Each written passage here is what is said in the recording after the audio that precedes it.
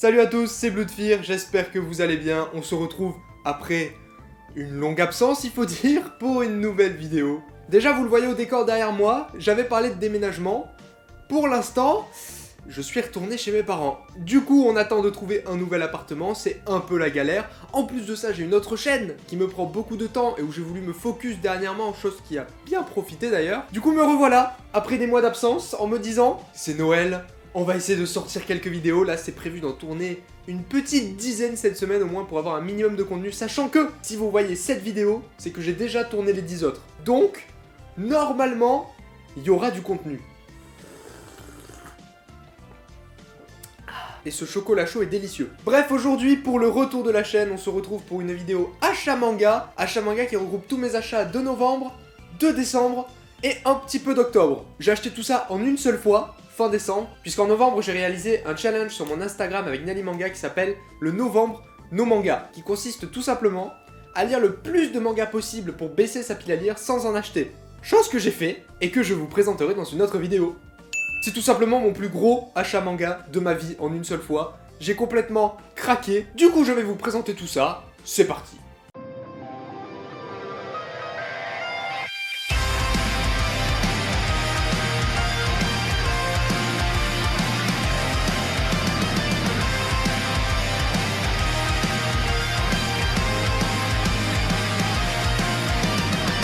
On commence cet achat manga avec le tome 3 du Fossoyeur. J'ai lu le tome 1 il y a pas si longtemps que ça finalement, et j'ai bien aimé. Il avait déjà fait le manga Pygmalion en 3 tomes que j'avais adoré, et celui-ci en 4 tomes. Donc plutôt des séries courtes, celle-ci qui nous parle un petit peu d'exorcisme, mais en bien sanglant, bien dégueulasse. J'avais adoré Pygmalion, j'aime un petit peu moins celle-ci, mais ça reste toujours dans le même ton bien sombre, et c'est assez sympa. Prochain achat, les tomes 4 et 5 de Toilet Band Hanako-kun.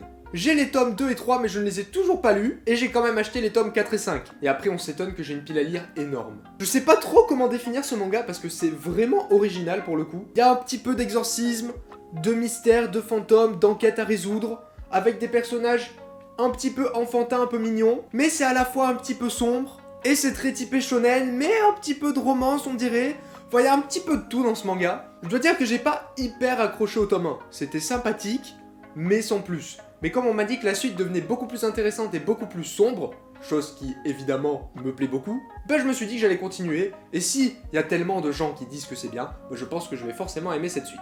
Prochain achat, Kaguya-sama Love is War, le tome 6. Un animé qui a fait énormément parler de lui, le manga un petit peu moins je crois, mais il n'en reste pas moins sympathique. D'ailleurs je n'ai absolument pas vu l'animé, alors qu'apparemment il est vachement sympathique et vachement drôle. Du coup je me jette sur le manga, hein, et je dois dire que c'est extrêmement drôle. Franchement je m'attendais pas du tout à autant rire de ce manga en fait. C'est une comédie romantique extrêmement drôle et extrêmement différente de celle que j'ai pu lire en général. Et franchement ça fait le café un max. Par contre, il y a énormément de tomes au Japon.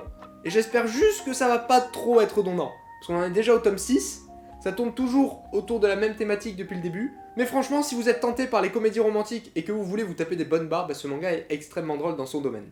On continue avec un de mes chouchous, Pétale de réincarnation, le tome 13. Pétale de réincarnation, c'est génial. C'est un shonen, je crois, je suis même pas sûr en fait, où les personnages principaux peuvent avoir des pouvoirs d'hommes influents du passé. Imaginons que j'ai les pouvoirs de Newton. Bon déjà dans le manga il a une tête de pomme, et en plus il maîtrise la gravité. Enfin voilà, vous voyez un petit peu le genre, ça peut être des pouvoirs de personnes influentes du passé qui étaient bons, et dans ce cas bah vous serez un gentil, et des personnes du passé qui étaient mauvaises, genre des assassins, des tueurs en série, et du coup il va y avoir une petite guerre en gros entre ces deux types de personnes qui ont des pouvoirs. Bref c'est hyper sympa, les dessins sont magnifiques, même s'il y a beaucoup de passages avec un style un peu plus chibi pour faire un petit peu d'humour, qui me saoule un peu parce que c'est très souvent. Et du coup les dessins sont un petit peu downgrade, alors que bah il y a des planches où c'est juste magnifique et tu en prends plein la vue. Le seul truc qui me dérange aussi avec ce manga, bah c'est le temps de parution. Il y a un tome tous les 6 mois. Bon, si on veut avoir la suite à ce rythme-là, One Piece sera fini avant, vous voyez ce que je veux dire. Nouvel achat, le tome 2 de Good Night World. Good Night World. C'est le matin. Ok.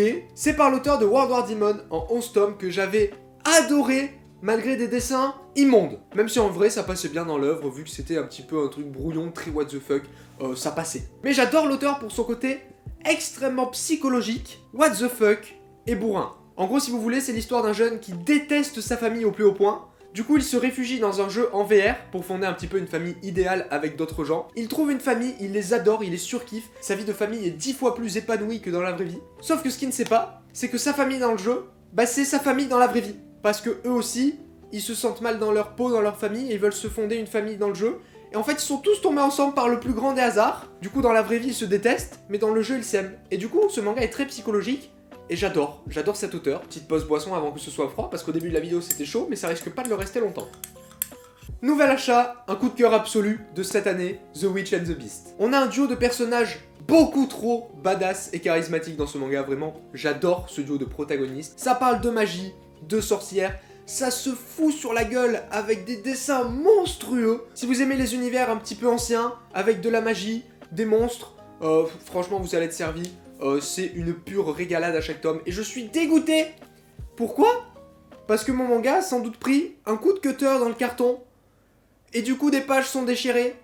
J'ai un somme intergalactique. Nouvel achat, le tome 4 de Alma. Un petit manga de chez Panini en 4 volumes. En gros notre héros c'est un homme, sauf que sur Terre il n'y a plus que des robots. Et il essaye de retrouver une trace d'humanité sans se faire dézinguer par certains robots. J'ai lu le tome 1 il n'y a pas longtemps. Et j'ai déjà le tome 4. D'ailleurs la série est en 4 tomes, donc c'est le dernier. Les dessins sont extrêmement beaux aussi, le scénario est pas hyper original pour le moment, mais on va voir si ça sort des sentiers battus un petit peu par la suite. Donc voilà, beau dessin, robot, post-apo, c'est cool. Nouveau manga, de l'autre côté de l'horizon, le tome 2. 2 sur 3 ou 4, je crois. C'est pas écrit. C'est un manga hyper chill. Vraiment, c'est pas du tout le type de lecture auquel je suis habitué, et j'adore. Ça nous parle d'un homme qui vivait à Tokyo, sûrement, et qui avait un taf où il n'en pouvait plus. Du coup, il décide d'aller sur une petite île pour prendre des vacances et trouver un petit taf là-bas qui lui change complètement de la vie en ville. Et bref, il va faire une rencontre d'une jeune fille, ça va partir un petit peu en romance. C'est vraiment hyper chill, hyper mignon, hyper beau, parce que les dessins sont... Ah, c'est beau, putain. Et voilà, je sais pas trop quoi dire de plus. Donc si vous voulez une petite lecture chill et mignonne, franchement, c'est hyper sympa. Manga suivant, le tome 2 de Shangri-La Frontière. C'est un manga qui se passe dans un jeu vidéo, mais qui est, je trouve, extrêmement immersif. Vraiment, je sais pas si c'est l'ambiance, les dessins, le scénario, mais t'as vraiment l'impression de vivre le jeu. C'est hyper immersif, c'est hyper réaliste aussi. Parce que tout gamer que vous êtes, vous allez vous reconnaître dans ce manga, j'en suis sûr et certain. Franchement, une excellente découverte et j'ai hâte de lire ce tome 2. Moi, j'accélère un peu parce qu'il y a tellement de mangas que j'aurais jamais fini si ça continue là. Prochain manga, Miruko-chan Slice of Horror. C'est un manga à la limite entre l'horreur et l'humour. Ouais, deux thèmes complètement opposés mais assemblés. En gros, c'est une jeune fille qui peut voir des fantômes complètement immondes et terrifiants, et qui fait genre qu'elle ne peut pas les voir, pour espérer qu'il la laisse tranquille. C'est des gags avec de l'horreur, ça passe bien, c'est sympa. Prochain tome, un de mes chouchous, Time Shadow. Oh, Time Shadow, quel bonheur de lire ces tomes à chaque fois. On en est au tome 11 sur 13, 14. En gros, c'est bientôt fini. Le héros a un petit peu le pouvoir de Subaru dans Re:Zero. À chaque fois que je parle de ce manga, je dis ça parce que c'est ce qui s'en rapproche le plus. C'est-à-dire qu'il meurt et il revient dans le temps un petit peu avant. Et du coup, il essaye de résoudre des enquêtes sur une île mystérieuse où des ombres prennent l'apparence des gens et les tuent. Un énorme bordel, c'est très psychologique. C'est génial. J'adore Time Shadow. Lisez Time Shadow, c'est un thriller excellent. On change complètement de registre avec un manga extrêmement what the fuck, les racailles de l'autre monde. Pas difficile à comprendre. C'est un isekai avec un groupe de racailles qui sont complètement attardés. Vraiment, ils sont teubés comme pas possible, et ils vont essayer de survivre et de comprendre ce qui leur est arrivé dans ce monde fantastique. C'est extrêmement what the fuck, mais c'est drôle, et c'est sympa à lire. On continue avec deux nouveautés, Yakuza Réincarnation et Denjin N. Pour le premier, ça nous parle d'un vieux Yakuza qui va être réincarné dans un monde un petit peu fantastique, mais dans la peau d'une princesse. Ça promet un récit très what the fuck, avec beaucoup d'action et de maturité. Du moins, c'est les retours que j'en ai eu, parce que ça aurait pu totalement partir sur du fanservice avec le vieux, il est dans le corps d'une fille, oh! Mais c'est pas ça, donc ça a l'air cool. Bref, on en reparlera très bientôt.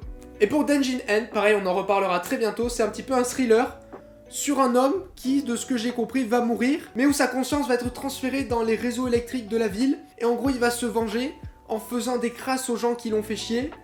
Ça a l'air très what the fuck et psychologique, mais ça a l'air sympa et très gore. On continue avec Battle Game in 5 Seconds. Vous voyez Darwin's Game?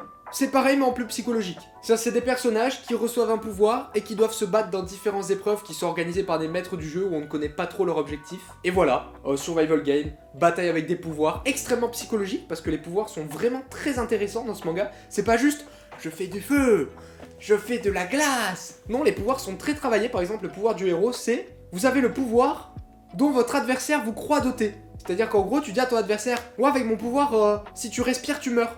Et bah s'il pense que son pouvoir c'est vraiment ça, bah il meurt. Bon, il fait pas ça dans le manga parce que ça serait trop facile, mais vous avez compris. Un manga hyper sympa si vous aimez les survival games, donc allez-y. Manga suivant, Bucket List of the Dead. Déjà, Kana, c'est quoi cette taille de manga? Je peux le mettre dans ma poche. Il est hyper fin. Je suis dégoûté à chaque fois parce que j'adore, mais je ne peux rien lire en fait. Sinon, c'est un manga qui parle de zombies, mais en beaucoup plus décontracté. En gros, les zombies, c'est juste un prétexte. Parce que notre héros a fait un total burn-out parce qu'il était dans une grosse société qui le forçait à travailler H24, il en pouvait plus. En fait, l'invasion zombie pour lui c'est une libération. Parce que il doit plus travailler. Donc voilà, c'est un manga très original, un petit peu psychologique, en gros ça critique les grosses sociétés, les messages c'est vis ta vie, fais ce dont t'as envie, etc. C'est très sympa, c'est par l'auteur de Alice in Borderland que j'adore, qui est peut-être mon manga préféré, en tout cas dans mon top 3. Donc voilà, même si vous n'aimez pas les mangas de zombies, honnêtement je pense qu'il pourra vous plaire. On continue, Gannibal. Oh, Gannibal, quel bonheur, le meilleur thriller, tout simplement. Est-ce que j'ai besoin d'en dire plus? Oui, peut-être. Il y a une tension dans ce manga, mais une tension. À chaque fois que tu le lis, t'es comme ça. Oh, oh, bah, c'est fou. Waouh. D'une page à l'autre, tu passes par différentes émotions. T'es tout le temps stressé et tendu parce que tu sais qu'il peut arriver une dinguerie n'importe quand. Les dessins sont magnifiques, c'est incroyable. Même si vous avez peur des cannibales, parce que j'ai entendu des gens qui voulaient pas le lire à cause de ça, on n'en voit pas tant que ça. Ça reste plus sur le côté enquête, très stressant, mais il n'y a pas tant de mangeage d'humains que ça. Vraiment pas beaucoup. Et ce serait vraiment con de passer à côté de cette pépite pour ça. Je vous assure, lisez Gannibal. Manga suivant, Bakemonogatari, le tome 12 que j'ai eu avec sa magnifique jaquette réversible puisque je suis un pigeon et j'ai pris le tome collector. Bakemonogatari, pareil. Indescriptible comme manga. C'est-à-dire que c'est un shonen à la limite du seinen avec un héros à moitié vampire qui résout des malédictions, mais là déjà je vous fais un résumé, vous imaginez un truc, dites-vous que ce n'est pas ça. Le manga est hyper poussé dans ses dialogues. Ça blablate, mais ça blablate fort dans ce manga, mais ça blablate très intelligemment et what the fuckment, je sais pas trop comment expliquer. Mais les dessins sont magnifiques, les scènes d'action sont magnifiques, les dialogues sont magnifiques. C'est vraiment génial et c'est très déstabilisant au début comme lecture, même si par la suite je vous assure que vous allez accrocher si vous continuez. Prochain tome, Silver Wolf, le tome 14 déjà, et ce n'est pas fini, et je pense que ce n'est pas prêt de finir, même si on approche peut-être de la fin vu ce qui se passe. Déjà, pour vous vendre ce manga, je vais vous dire une chose que je dis à chaque fois, le héros a 80 balais, et il est extrêmement badass, parce qu'il se bat avec un marteau de sa taille pour dézinguer des vampires et des monstres. Bon, si avec ça vous voulez pas acheter le manga, je sais plus quoi faire pour vous. Il y a énormément d'action dans ce manga, vraiment. Un antagoniste principal très charismatique qui veut foutre la merde. Les personnages sont cool, les combats sont cool, les dessins sont cool. Si vous voulez un seinen bien rentre dedans, bien violent avec de l'action, bah allez-y. Je l'avais oublié, s'il faut il est froid.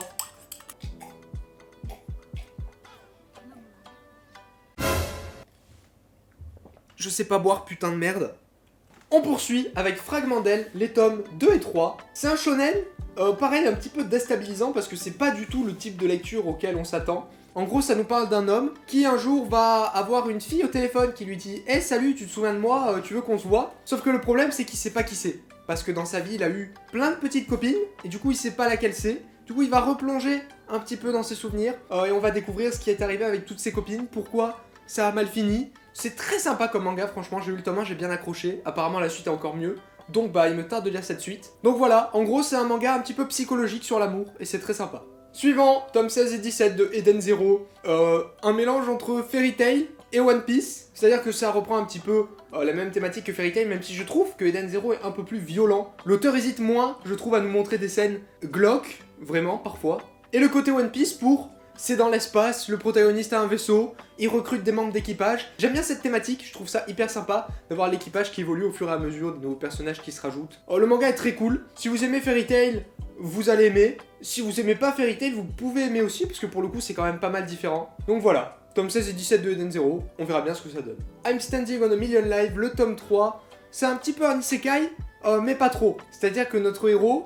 il va devoir réaliser des quêtes, pour ça il va être téléporté dans un autre monde. Sachant qu'il y a une petite subtilité, s'il meurt dans ce monde virtuel, il ne meurt pas vraiment tant que toute son équipe n'est pas morte. Équipe qui est définie par rapport au niveau de la quête. C'est-à-dire que quête numéro 1, tout seul. Quête numéro 2 à 2, quête numéro 3 à 3, etc. etc. Si tu meurs à la quête numéro 1, bah c'est fini, game over, tant pis pour toi. Mais si tu meurs à la quête numéro 2 et que ton pote reste en vie, bah tu ressuscites au bout de 30 secondes. Vachement pratique quand même. Après, que dire ? J'ai pas aimé les tomes 1 et 2. J'ai trouvé ça pas incroyable.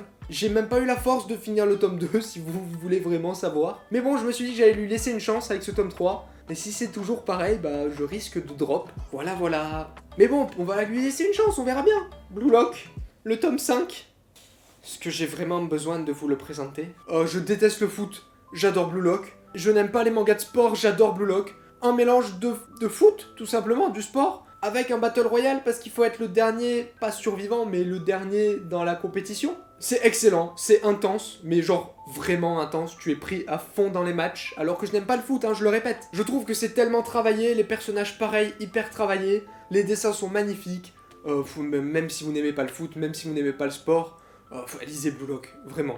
Je vous assure que c'est génial. On continue avec, pour moi, la meilleure comédie romantique, The Quintessential Quintuplette, des personnages hyper attachants, un scénario qui ne se base pas que sur l'humour, parce que sur beaucoup de comédies romantiques, c'est « Ah, je t'aime, ah, il se passe des trucs drôles, oh là là, on a peur de se l'avouer ». Enfin voilà, vous voyez le délire. Ce manga se base pas vraiment que sur l'humour, il y a également beaucoup de sérieux. Franchement, pour une comédie romantique, bah c'est pas si comédie que ça, et c'est hyper sympa, les personnages sont pépites, beaucoup trop attachants, c'est génial.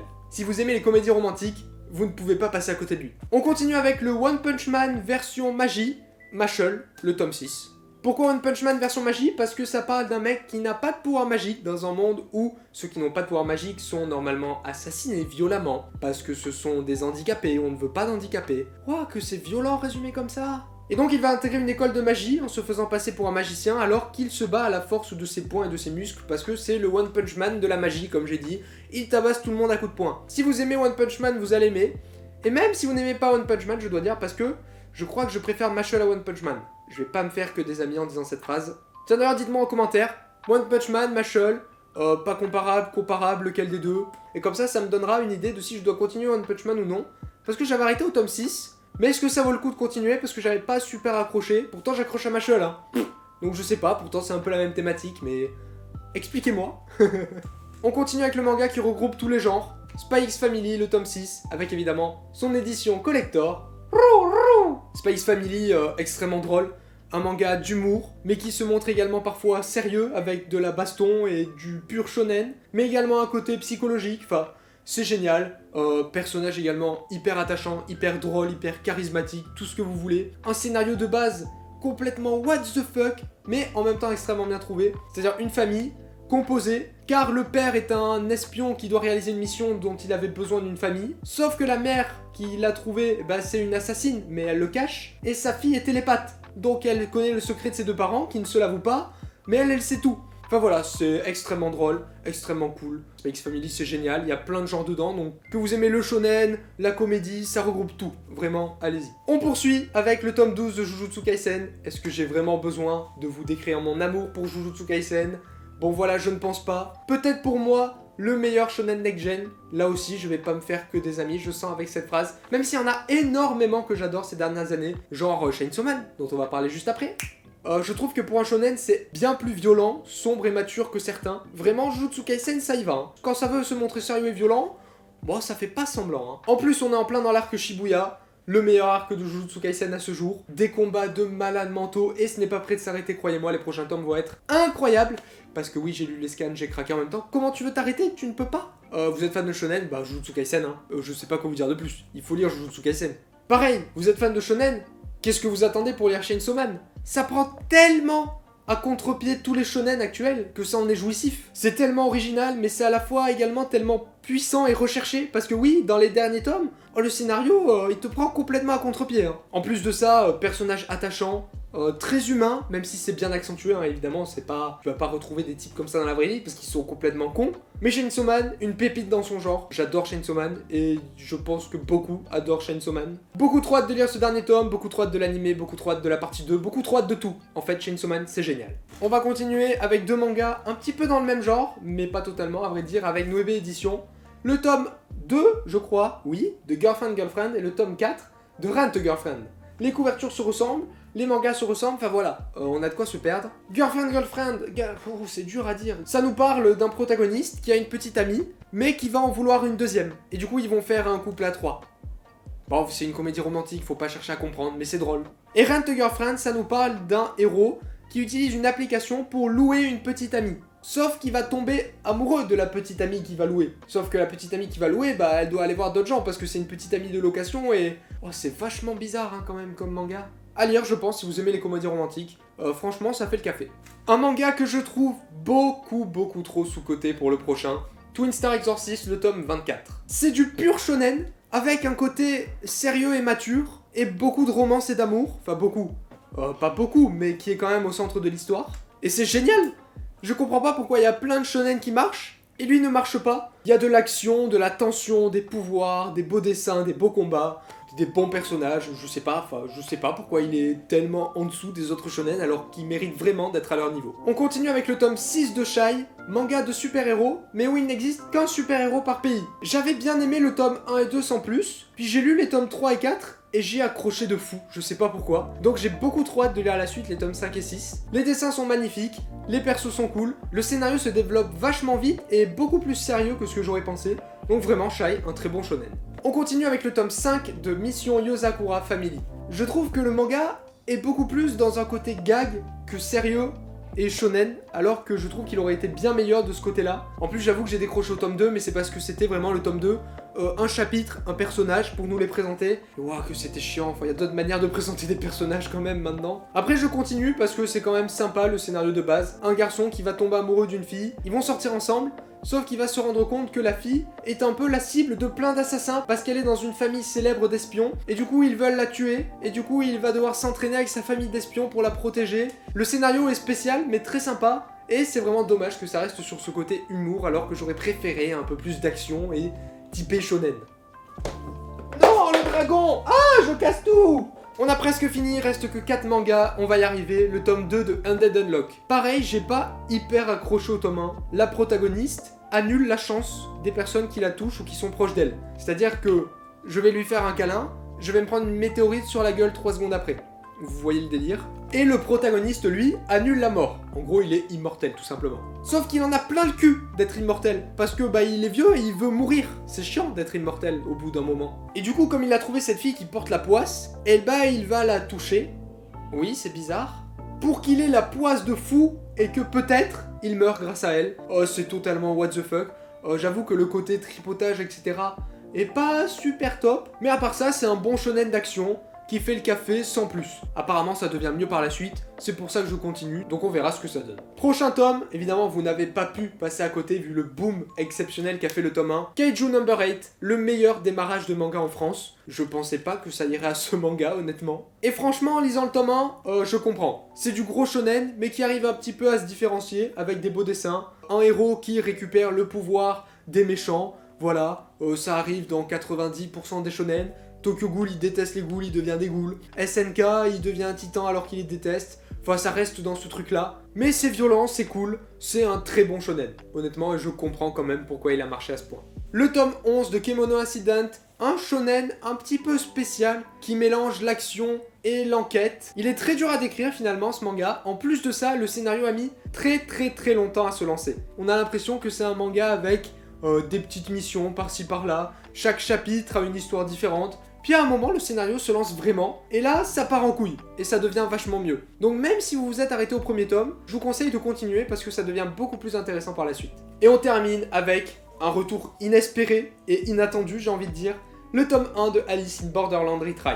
Suite de Alice in Borderland en 2 tomes. Oui, suite. Vraiment, je m'attendais pas à lire une suite de Alice in Borderland. Je vais adorer, évidemment. Si vous avez vu Alice in Borderland, je dis vu parce qu'il existe la série Netflix. Et je pense qu'il y a plus de gens qui ont vu la série Netflix qui ont lu le manga. Et bah, lisez le manga.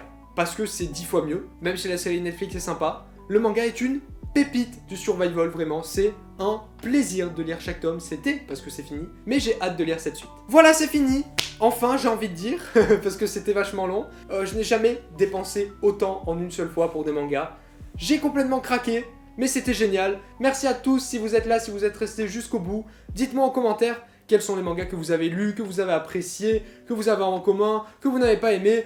Wouh, plein de choses, dites-moi tout, parlez-moi en commentaire. Est-ce que vous êtes content que je sois revenu? Est-ce que vous êtes triste? Est-ce que je vous fais chier? Dans ce cas, désabonnez-vous. Mais si ça vous fait plaisir, eh ben restez les copains, on est vachement bien. Bon week-end, bonne semaine, et à plus pour une prochaine vidéo.